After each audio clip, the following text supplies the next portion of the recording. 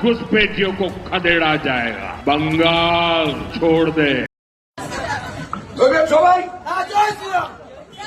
भारत माता की जय श्री राम, जय श्री राम, जय श्री राम, भारत माता की, भारत माता की, भारत माता की जय।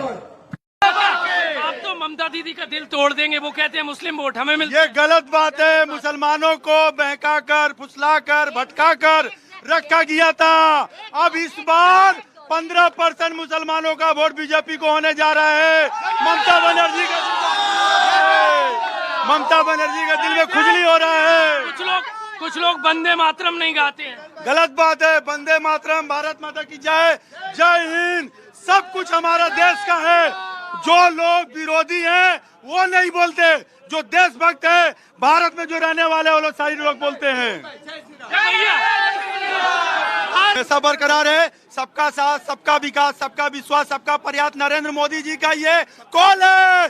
सबको लेकर चलने के लिए आज पश्चिम बंगाल में भारतीय जनता पार्टी का सरकार बनने जा रहा है और सबका हिसाब होगा। नाम क्या है? नाम क्या? गलत करेगा जो गलत किया 15 साल उसका हिसाब होगा। घुसपैठियों के बीच भगदड़ का आलम यह है कि अब वो किसी भी तरह से बंगाल छोड़कर अपने देश भागने की फिराक में है। बंगाल में बीजेपी की जीत के बाद सोशल मीडिया पर ऐसी कई तस्वीरें वायरल हो रही हैं जिसमें कई बांग्लादेशी घुसपैठिए बॉर्डर की तरफ भागते हुए दिख रहे हैं। तो इन्हीं में से कई घुसपैठियों ने खूब खून खराबा किया था। टीएमसी के उपद्रवी कार्यकर्ताओं के साथ मिलकर हिंदुओं को चुन चुन कर पीटा था और उन्हें बंगाल छोड़ने के लिए मजबूर तक कर दिया था। लेकिन अब जब बंगाल में बीजेपी की धमाकेदार जीत हुई है तो वे भीगी बिल्ली बनकर किसी भी तरह से प्रदेश छोड़ने की कोशिश में है। दोस्तों, बीजेपी जो है वो उन्होंने वेस्ट बंगाल के अंदर जो है वो इलेक्शन जीता है और असम के अंदर भी जीता है। That gives a message that Narendra Modi का जो राइज है that is very stable, it's not going anywhere.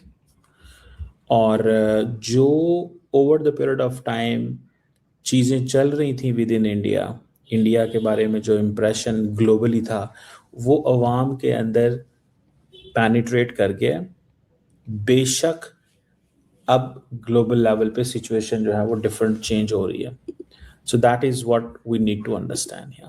आजकल आप लोग क्या कर रहे हैं? मोदी जी ने क्या ऐसा जिसे कहते हैं ना मंत्र फूका है कि ममता बनर्जी जो काफी अरसे से जीतती चली आ रही थी और उनको एकदम कॉर्नर कर दिया। लेकिन बात सिर्फ वहीं तक नहीं है। हमारे पाकिस्तानी जो आजकल सोच रहे हैं वो ये भी कि कनाडा को अचानक से क्या हुआ कि उन्होंने कहा जी खालिस्तान वाले जो सिक्योरिटी थ्रेट है, इस तरह की बातें भी चल रही। लेकिन सबसे पहले आप बताइए कि ये अचानक से ये चमत्कार कैसे हुआ कि इतने जबरदस्त और बड़े मार्जिन से कहिए कि बीजेपी जीत रही है या जीत चुकी है बंगाल में।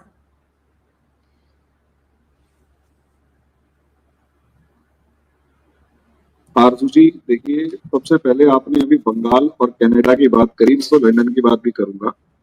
और लंदन की बात यह है कि लंदन के अंदर अभी एक लंदन पुलिस ने मैं उस पर्टिकुलर काउंटी या जो भी इनका नाम भूल गया, लंदन पुलिस ने एक रेड मारी हंड्रेड्स ऑफ पुलिसमैन जो इस्लामिक लोग या मुस्लिम्स जो बैठे हुए थे या मुस्लिम एरिया के अंदर जहां पर हंड्रेड्स ऑफ ब्रिटिश लड़कियां जो थी उनको उठाकर ले जाने का मतलब उनको ग्रूम कर रहे थे या कुछ भी कर रहे थे और छोटी लड़कियां उनके ऊपर रेड मारी। ये ब्रिटेन में पहला ऐसा वाकया है।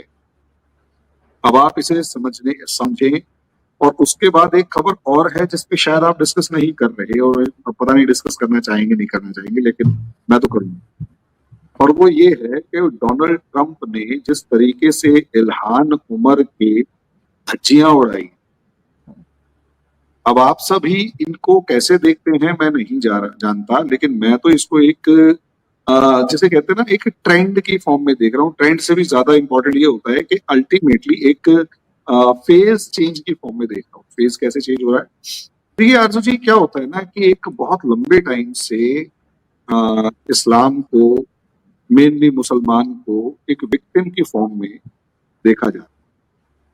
कि ये अगर कहीं जाकर फट भी जाते हैं, मान लिया अल्लाह अकबर का नारा लगाकर और ब्लास्ट कर दिया या चाकू मार दिए या लोगों को मार दिया, तो एक सर्टेन सेक्शन ऑफ सोसाइटी लगातार उठकर खड़े होता था, और वो हमारे यहाँ भी था, और वो ये कहता है बल्कि कहता था कि ये भटके हुए नौजवान हैं, ये परेशान हैं, ये दुखी हैं, आप इनको ज्यादा ह्यूमिलिएट कर देते हैं, आप इनको ज्यादा परेशान कर देते हैं, और बहुत सारी ऐसी कहानियां कर देते थे ये लोग, इससे ऐसे लगता कि ये दुखी होकर किसी को मारते हैं। अच्छा, वो चाहे लव जिहाद करेगा तो भी उसको सपोर्ट करते हुए नजर आएंगे सब चीज।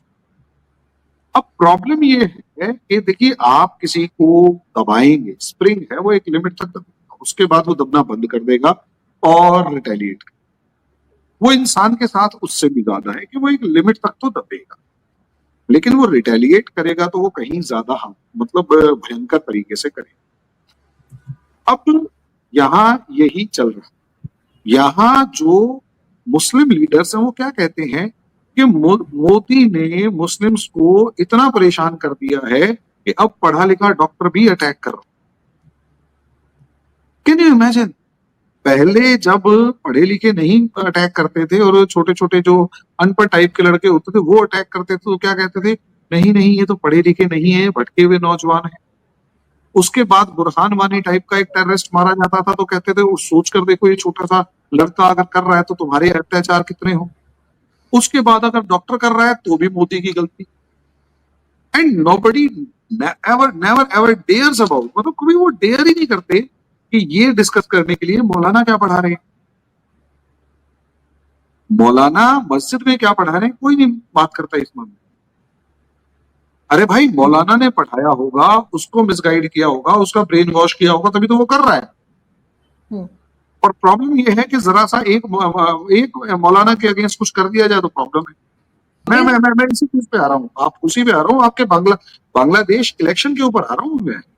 और ये सब चीजें एक दूसरे से कनेक्टेड है, उसमें ट्रम्प भी है, उसमें कनाडा भी है, उसमें ब्रिटेन भी है, उसमें इंडिया भी है। वो तो है, लेकिन आपको मैं सिर्फ ये कह रही हूँ कि 24-26 करोड़ मुसलमान आपके यहाँ रहते हैं, उनमें से अगर 10-12 इवन 100-200 भी अगर ऐसे निकल आते हैं तो उनको आप उन जो 24 करोड़ है उनके साथ तो नहीं जोड़ सकते।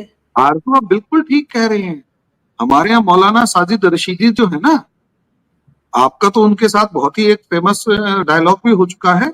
इन जैसे लोग जो हैं असलियत में 24 करोड़ को ये रिप्रेजेंट कर रहे हैं, और हम ढूंढ रहे हैं उन 24 करोड़ में से कि कोई तो बाहर आके निकलो भाई, जो ओपनली क्रिटिसाइज करे इनको। देखो पता क्या है, हम 24 करोड़ के अंदर इन सबको एक साथ रखने की इच्छा नहीं रखते। फ्रैंकली हम क्यों रखेंगे? प्रॉब्लम इज हम 24 करोड़ को अलग, 24 करोड़ में से सिर्फ इन 50, 60, 100, 1000, 2000, 50, 5000, 10,000, 1 लाख को अलग करना चाहते हैं। लेकिन बाकी उस 1 लाख रेडिकल एलिमेंट्स को हटाकर जो बाकी मुसलमान हैं, वो तो एक बार थोड़ा सा हमारे को ये मौका दे बोलने का कि नहीं, ये बाकी इन जैसे नहीं।